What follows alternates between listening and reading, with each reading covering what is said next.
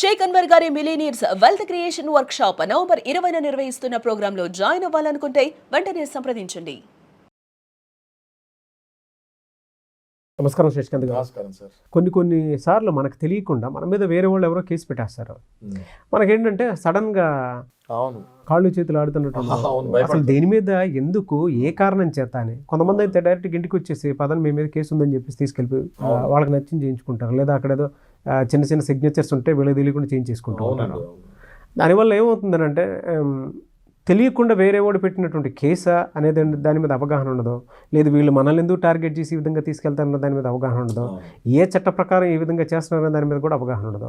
కానీ వీళ్ళకి మాత్రం అదో లాంటి యాంగ్జైటీ మాత్రం ఖచ్చితంగా వస్తుంది. చాలా అప్పటి వరకు బాగా ఉండేటువంటి ఒక మనిషి సోషల్ ఇమేజ్ పరంగాను లేదంటే ఇంకొక రకంగాను మెంటల్లీ చాలా దెబ్బతినేసే పరిస్థితి. చాలా అండి. ఇలా ఉన్నప్పుడు ప్రతి ఒక్కరికి ఒక భయం ఉంటుందండి. అసలు అంటే దాని నుంచి బయటపడాలి అంటే ఎలా అనే దాని మీద అంటే ప్రతి కామన్ మ్యాన్ ఇది ఫేస్ చేసేటువంటిది. పోలీస్ కేసు అనగానే వెంటనే భయపడతారు. ఎలా సార్ దీని నుంచి బయటపడాలంటే? అయితే నాగరాజు గారు, ఈ టాపిక్ కూడా చాలా హాట్ టాపిక్. కుర్రోళ్ళు 20 ఏళ్ళ నుంచి 18 ఏళ్ళు అప్పుడప్పుడే చిన్న చిన్న గొడవల్లో, కాలేజ్లో గొడవలు, లేకపోతే అమ్మాయిలతో ఇష్యూస్, ఎనీ ఇష్యూస్ వీళ్ళు అప్పుడప్పుడు ఎదుగుతూ ఉంటారు. టీనేజర్స్ నుంచి దాటి మేజర్లు అవుతూ ఉంటారు. వీళ్ళల్లో ఎక్కువ ఈ కేసులు వస్తున్నాయి మన దగ్గరికి. 20 నుంచి 25 సంవత్సరాల లోపు పిల్లలు ఏదైనా బయట గొడవలు చేసినప్పుడు, చిన్న ఇష్యూస్ అయినప్పుడు వాళ్ళ మీద ఎప్పుడైతే అవతల వాళ్ళు వెళ్ళి పోలీస్ కంప్లైంట్ ఇస్తుంది జరుగుతుందో వీళ్ళకి ఫస్ట్ ఫోన్ కాల్ వస్తుంది పోలీస్ స్టేషన్ నుంచి. బాబు మీరు ఒకసారి మీ మీద కంప్లైంట్ వచ్చింది, అర్జెంటుగా ఒకసారి పోలీస్ స్టేషన్కి రండి అని. అప్పుడు ఏం చేయాలి అంటే 20 ఏళ్ళు దాటిన తర్వాత, మేజర్ అయిన తర్వాత you should know how to speak. ఒకసారి నువ్వు సమాజంలో మేజర్ అయిన తర్వాత సమాజంలో నువ్వు అడల్ట్ కింద లెక్క.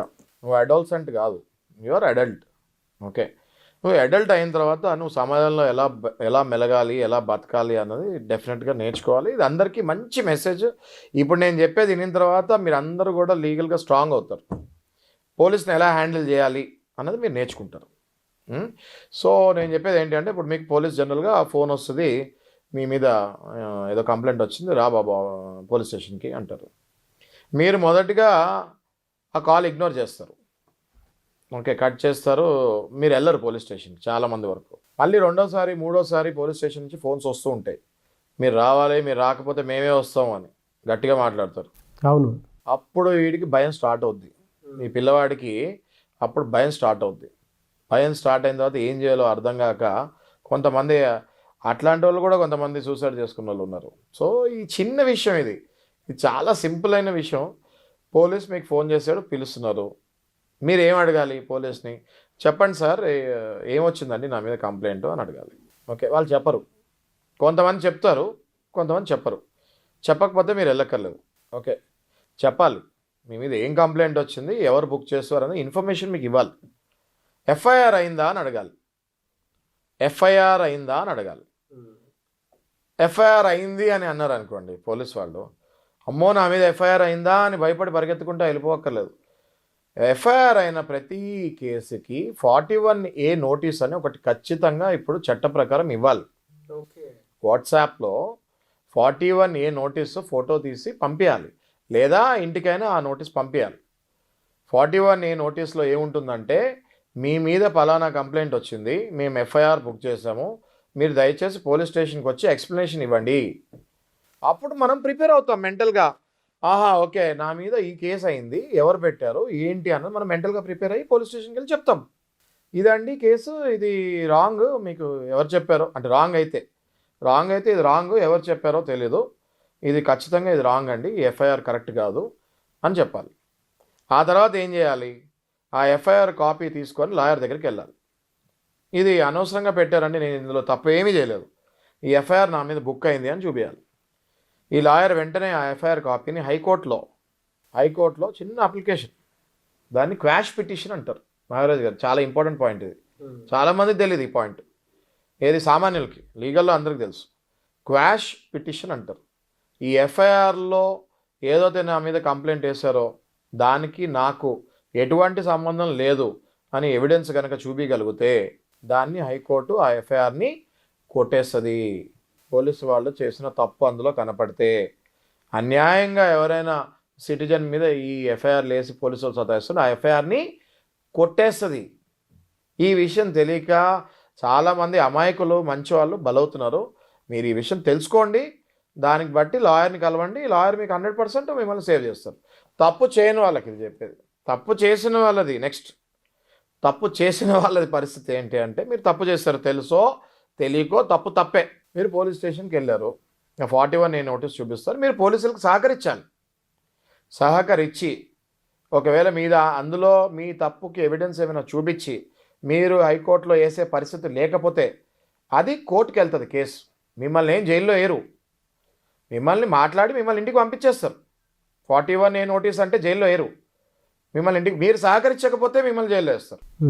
పోలీసు వాళ్ళు కూర్చోబెట్టి 2 మాట్లాడుతారు, దానికి చెప్పాలి ఆన్సర్. అవును సార్ ఆయనది కూడా ఇట్లా ఉంది తప్పు, ఆయన ఇలా చేయబట్టి నేను ఇలా చేయాల్సి వచ్చింది, దాని మీద కేసేసాడు ఆయన, నేను వాదించుకుంటాను, కోర్టులో చూసుకుంటాం సార్ మేము అని చెప్పచ్చు పోలీస్ వాళ్ళకి. వాళ్ళు వదిలేస్తారు. కొంతమంది అక్కడే కూర్చోబెట్టేస్తారు పోలీసులు. చాలా కరెక్ట్ పాయింట్ చెప్పారు నాగరాజ్, నేను మిస్ అయ్యాను కదా సార్. చాలా కరెక్ట్ పాయింట్ చెప్పారు. అక్కడే కూర్చోబెట్టేస్తారు. కూర్చోబెట్టేసి రోజుల తరబడి, ఒకవేళ 1 డే, రోజులు కూడా కాదండి, 24 hours దాటి మిమ్మల్ని ఇంటికి పంపించలేదంటే అది ఇల్లీగల్ డిటెన్షన్ కిందకు వస్తుంది. జైల్లో వేయచ్చు, ఏమనాలి, కానీ అక్కడ కూర్చోబెడతానికి వీలు లేదు. జైల్లో వేయాలంటే మెజిస్ట్రేట్ గారి దగ్గరికి వెళ్ళాలి, జడ్జి గారు చెప్పాలి, జడ్జి గారికి పోలీసు వాళ్ళు ఎక్స్ప్లెయిన్ చేయాలి ఎందుకు అరెస్ట్ చేస్తాం, ఎందుకు జైల్లో వేయబోతున్నామని. అప్పుడు ఆయన ఒప్పుకుంటేనే ఆ వ్యక్తిని తీసుకొని జైల్లో వేయాలి. ఎవ్వరికి కూడా పోలీసు వాళ్ళకి డైరెక్ట్గా ఒక వ్యక్తిని జైల్లో వేస్తానికి పర్మిషన్ ఉండదు, త్రూ కోర్టే వెళ్ళాలి. ఒకవేళ జైల్లో వేయకుండా ఇంటికి పంపించకుండా పోలీస్ స్టేషన్లోనే కూర్చోబెడితే 100% ఆ పోలీస్ మీద హైకోర్టులో యాక్షన్ తీసుకుంటాము, ఖచ్చితంగా యాక్షన్. ఈ విషయం పోలీస్ వాళ్ళకి కూడా తెలుసు, చాలా మటుకు చేయట్లేదు ఈ మధ్య. అవునండి, బెదిరిస్తారు. ఇప్పుడు సింపుల్ అండి, అన్ఎడ్యుకేటెడ్ ఉండి మనకి ఏమి తెలియకపోతే 90% ఎస్ఐలు సీఏలు అందరూ కూడా మంచి వాళ్ళే ఉన్నారండి. 10% ఎక్కడో తెలియక కొంతమంది కింద కానిస్టేబుల్స్ కానీ వీళ్ళు కానీ ఏదైనా అరాచకానికి గురైతే ఎస్ఐతో మాట్లాడాలి, లేదా సీఐతో మాట్లాడాలి, లేదా సీఐ రిపోర్ట్ చేసి ఆఫీషియల్తో మాట్లాడాలి, లేదా హైకోర్టుకి వెళ్ళాలి. చట్ట ప్రకారం ఉంది ఇది. ఎస్ఐ సిఏలకి పోలీస్ స్టేషన్ కూడా ఒక వృత్తి, అది వాళ్ళ ఇల్లు కాదు ఇష్టం వచ్చినట్టు చేస్తానికి. So no one can take control on law. So వాళ్ళైతే జైల్లో పెట్టడానికి అవకాశం ఏ రకంగానూ లేదు. అంటిల్ ఆర్ అన్లెస్ ఉందండి, అంటిల్ ఆర్ అన్లెస్ వాళ్ళు లేదా వాళ్ళు చాలా పెద్ద నేరాలు 7 years and above cognizable offence అంటారు. ఇది మళ్ళీ మనం ఇంకో వీడియోలో చేద్దామండి. 7 years and above పనిష్మెంట్ ఉన్న వాటికి పోలీసు వాళ్ళకి రైట్ ఉంటుంది అరెస్ట్ చేస్తానికి. లేదు అంటే ఖచ్చితంగా జడ్జి గారి దగ్గర తీసుకెళ్ళి లోపలేయాలి.